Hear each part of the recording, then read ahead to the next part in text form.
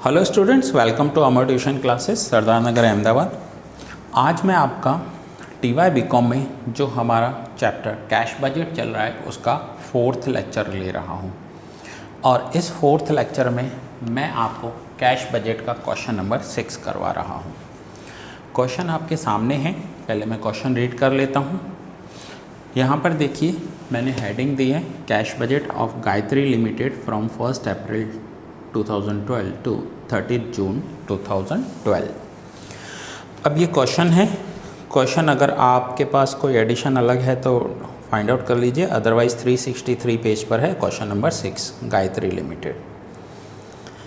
Okay, so पहले मैं question read कर लेता हूँ एंड देन आपको एक्सप्लेन करूँगा। सो क्वेश्चन में फर्स्ट दिया हुआ है cash and bank balance on 1 April is 60,000।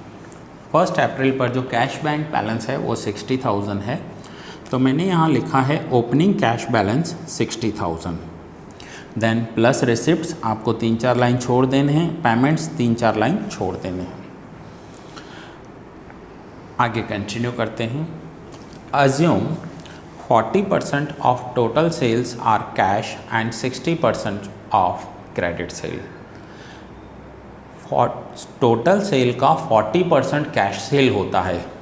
अब ये आप याद रखना पॉइंट, जब भी कैश सेल होगा उसका पैसा तो उसी महीने में मिल जाता है, क्योंकि जो भी कस्टमर आपके पास कैश पर गुड्स परचेज करने आएगा या आप किसी को भी कैश पर गुड्स सेल करते हो तो उसका पैसा तो आपको उसी वक्त मिल जाता है।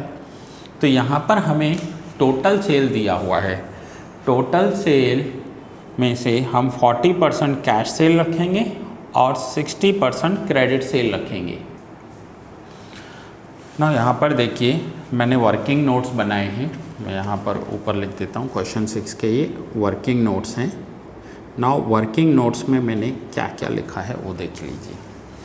पहले मैंने मंथ का कॉलम बनाया है, मंथ इज़ फरवरी, मार्च, अप्रैल, मई, जून। हर एक मंथ का टोटल सेल लिखा है। तो देखिए, total sale of February 6 lakhs, March 4,50,000, April 6,50,000, May 9 lakh and June 5 lakhs। अब इस टोटल सेल का 40% सेल कैश होता है, तो मैंने 6 लाख का 40% किया 2,40,000, सेम बाकी के सारे 40% कर दिए। अब अगर ये कैश सेल 40% है तो ये तो उसी महीने में हुआ होगा, अप्रैल का अप्रैल में मिल गया, मई महीने का मई में, जून का जून में। 60% क्रेडिट सेल है ना। 60% क्रेडिट सेल है तो 6 लाख का 60% 360, 4,50,000 का 270, 9 लाख का 60% 540। तो ये सारे के सारे 60% क्रेडिट सेल है। अब क्रेडिट सेल के लिए लिखा हुआ है पॉइंट नंबर 4 में 50% of credit sale are realized in the month following sales and remaining 50% in the next month following. इसका मतलब है कि जो क्रेडिट सेल हो रही है उसका 50% 1 महीने के बाद मिलेगा और बाकी का 50% 2 महीने के बाद मिलेगा। जैसे कि फरवरी की सेल है 360, तो फरवरी का 50% मार्च में मिलेगा और फरवरी की क्रेडिट सेल का 50% हमें अप्रैल में मिलेगा। इनके कहने का मतलब ये है 50% पैसा नेक्स्ट मंथ, 50% उसके भी नेक्स्ट मंथ। तो अब यहाँ पर हम लिखेंगे कैसे? तो यहाँ पर देखिए, मैंने क्रेडिट सेल का 50% किया है, 50% क्रेडिट सेल, एक ऐसा कॉलम बनाया है। तो आइए अब मैं आपको बताता हूँ कि यहाँ इसे लिखेंगे कैसे। तो सबसे पहले मैं यहाँ पर लिखूँगा cash sale, cash sales. Cash sale जिस महीने की है उसी महीने में लिख देंगे। तो अप्रैल का कैश सेल कितना है 260, तो मैंने अप्रैल में लिख दिया 260। मई मंथ में 360 और जून में 2 lakhs। ये है cash cell. Now collection from debtors, collection from debtors. अब ध्यान से समझिएगा इस पॉइंट को। अप्रैल में कौन से पैसे रियलाइज होंगे, तो मैं यहाँ पर आ जाऊँगा। जो भी क्रेडिट सेल हुई है 50% वाले कॉलम में मैं आ जाऊँगा। अप्रैल में कौन सा पैसा रियलाइज्ड होगा, तो अप्रैल में रियलाइज्ड होगा। अब हमें 2 मंथ्स बैक जाना है, तो अप्रैल में रियलाइज्ड होने वाला पैसा है 50% of March and 50% of February. हमें पीछे जाना है। जैसे ही आपको बताए ना कि क्रेडिट सेल का पैसा 1 महीने बाद आ रहा है, तो हमें पीछे जाना है जितना भी उन्होंने बताया हो। तो यहाँ पर कलेक्शन फ्रॉम डेटर्स, अप्रैल में कौन सा पैसा कलेक्ट होगा, तो ये दोनों फरवरी और मार्च का टोटल करेंगे 50%। सो 1,80,000 प्लस 1,35,000, तो टोटल कितना हुआ 3,15,000। तो ये अप्रैल में कलेक्शन होगा 3,15,000 का। ठीक है, अगर आपको चाहिए तो मैं यहाँ पर रेफरेंस के लिए लिख देता हूँ कि अप्रैल में कौन सा पैसा कलेक्ट होगा, तो 50% of March plus 50% of February. तो मार्च का 50% कितना है 135 प्लस फरवरी का 50% 180 एंड 135 प्लस 180 3,15,000। ये हमें कलेक्शन होगा अप्रैल में। अब सेम अगर मैं आपसे पूछूं कि मई में कौन सा पैसा कलेक्ट होगा, तो मई में पैसा कलेक्ट होगा फिर से 50% अप्रैल का प्लस 50% मार्च का। तो 50% अप्रैल का पैसा कलेक्ट होगा, दैट इज़ 1,95,000 प्लस 50% मार्च का कलेक्ट होगा 1,35,000। सो 1,95,000 प्लस 1,35,000, तो ये हो गया 3,30,000 जो मई में कलेक्ट होगा। ठीक है, so collection from debtors May month में लिखेंगे 3,30,000। सेम अगर मुझे जून देखना हो तो जून में मैं क्या करूँगा, मैं पहले मई में जाऊँगा, मई का 50% 2,70,000 और अप्रैल का 50% 1,95,000। दैट मीन्स 4,65,000 का कलेक्शन होगा जून में। 4,65,000 का कलेक्शन जून में हो जाएगा। सो ऐसे हमें कलेक्शन करना है, जिसकी डिटेल मैंने आपको यहाँ पर बता दी। अब आगे देखें पेमेंट्स में क्या बताया हुआ है। Overhead expense include ₹22,500 per month for depreciation on fixed assets. अब यहाँ पर दिया हुआ है डेप्रीशिएशन ऑन फिक्स्ड एसेट्स 22,500। सो जो डेप्रीशिएशन ऑन फिक्स्ड एसेट्स होता है उसे नॉन कैश एक्सपेंस बोलते हैं। क्या बोलते हैं उसे? Non cash expense. हर साल डेप्रीशिएशन होता है, बट हमें उसको कैश नहीं देना पड़ता, उसका कैश पेमेंट नहीं होता, हम किसी को कैश पेमेंट नहीं करते।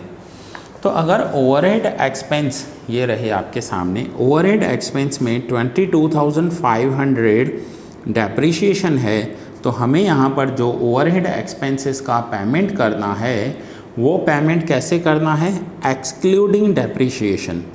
एक्सक्लूडिंग डेप्रीशिएशन, तो मैं यहाँ पर लिखूँगा ओवरहेड एक्सपेंसेस, ब्रैकेट में आप लिख सकते हो एक्सक्लूडिंग डेप्रीशिएशन।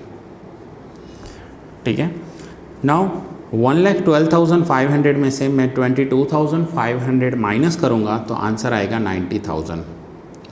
ऐसे ही सेम मैंने हर एक मंथ में से 22,500 माइनस कर दिए हैं।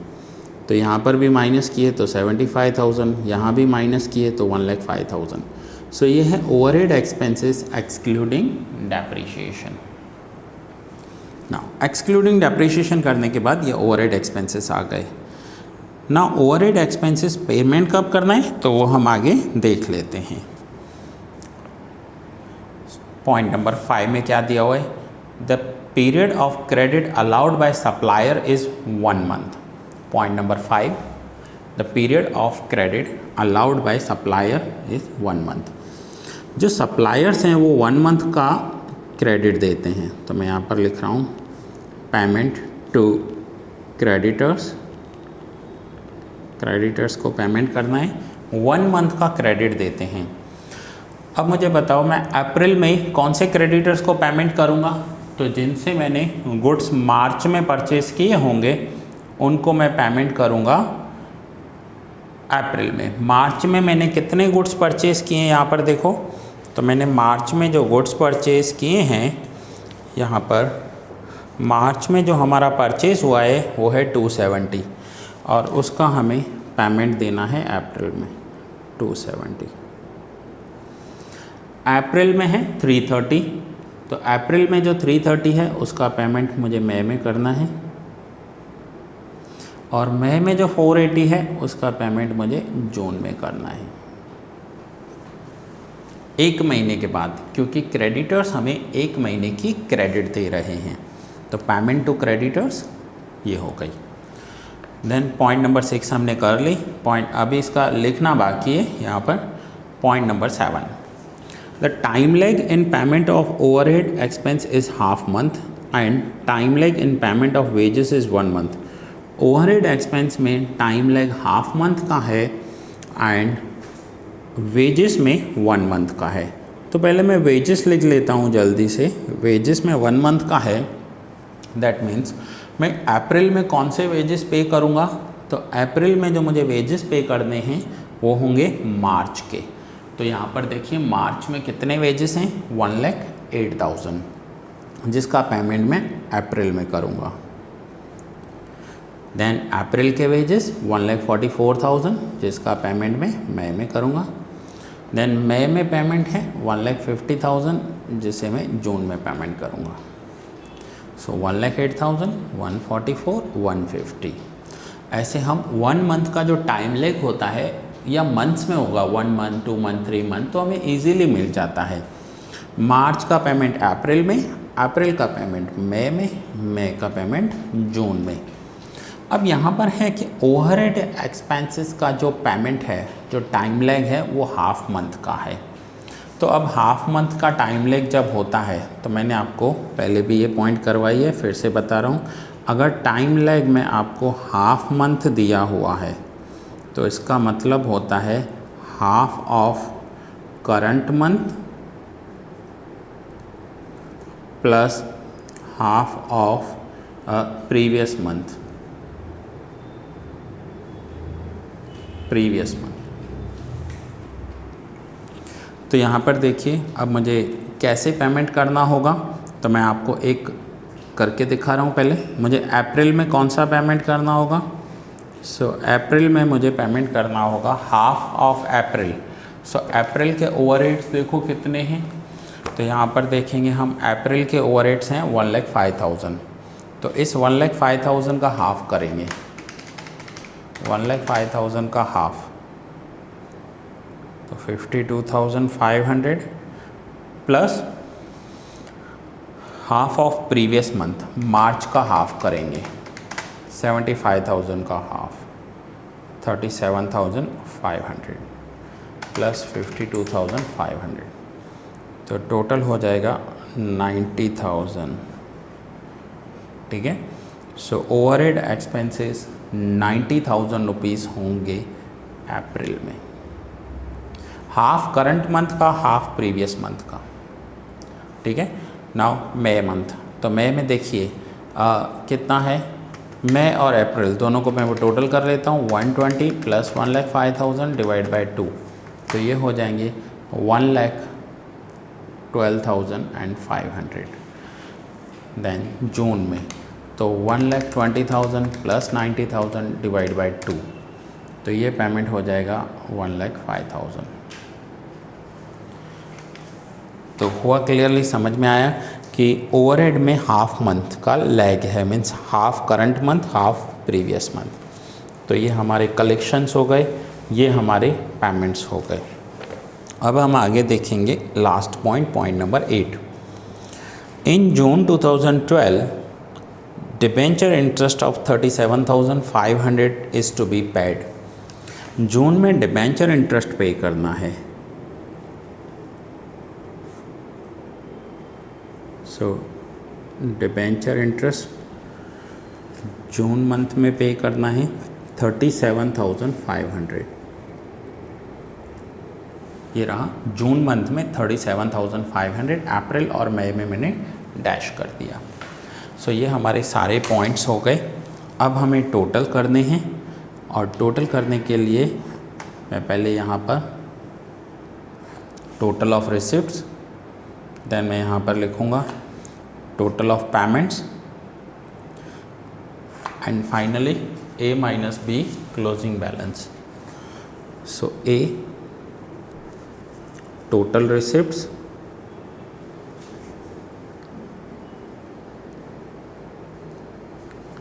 B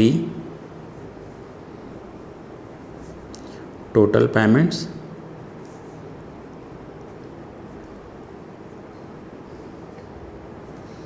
एंड यहाँ पर मैं लिखूँगा A minus B, that means closing balance. ठीक है। सो नाउ अब मैं टोटल कर रहा हूँ। सो टोटल में देखते हैं।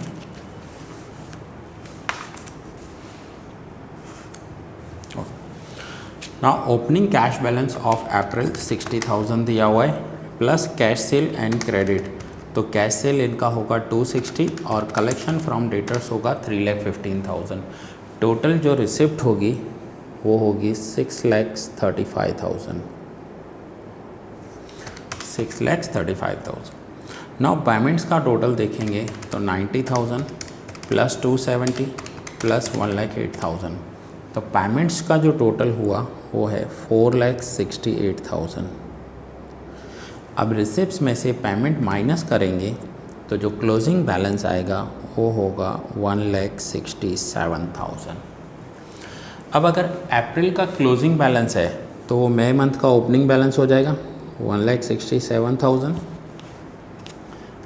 फिर से 1,67,000 प्लस 3,60,000 प्लस 3,30,000।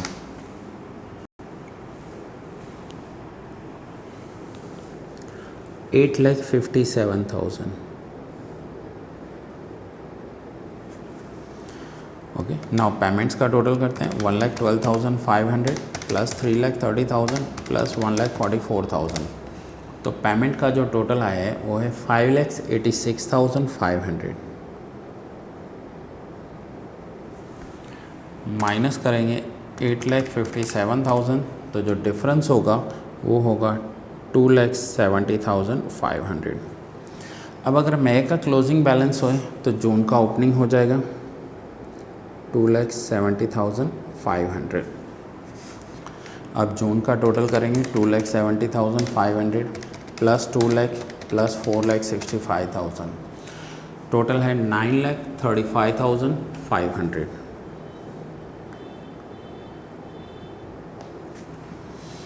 अब पेमेंट करेंगे 1,05,000, 4,80,000, 1,50,000 एंड 37,500।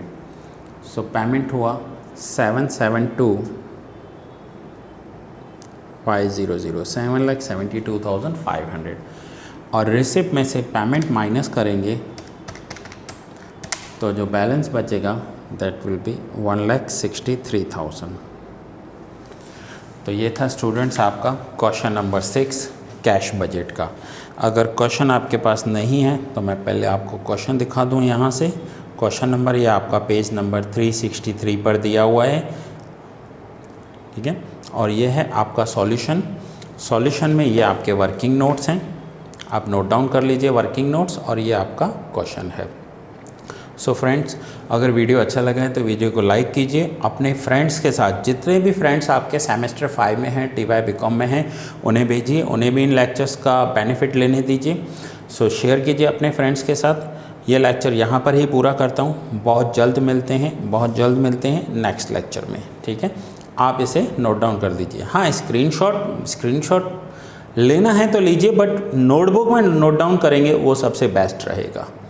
ठीक है। सो दैट्स इट, मिलते हैं नेक्स्ट लेक्चर में।